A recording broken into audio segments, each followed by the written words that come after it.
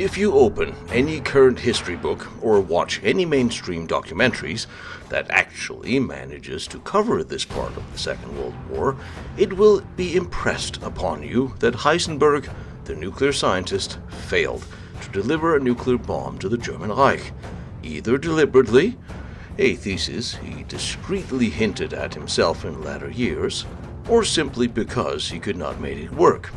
Strangely, our had shipped Tresere's massive supply of thorium to Germany, and Germany wanted the thorium suggested that their atomic research was far further advanced than previously thought.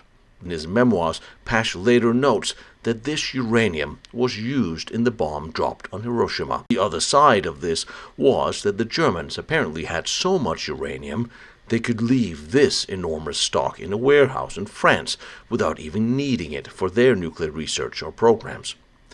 And if you think that is a lame excuse, don't worry, it gets much better.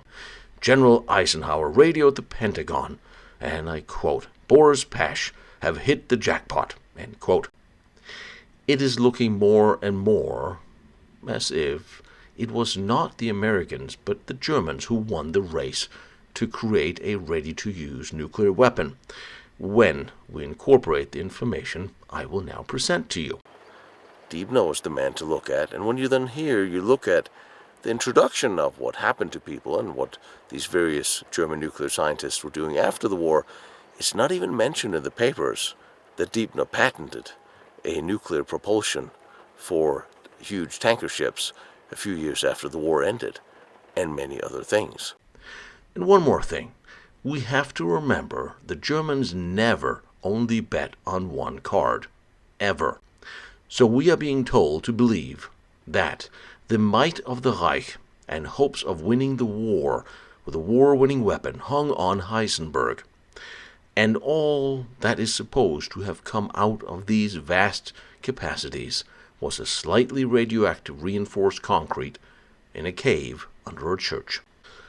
But both he and the Americans were happy to tell the world of this obvious failure ever since, displayed as it is as a museum for all of the world to see how such an evil regime could not possibly be successful.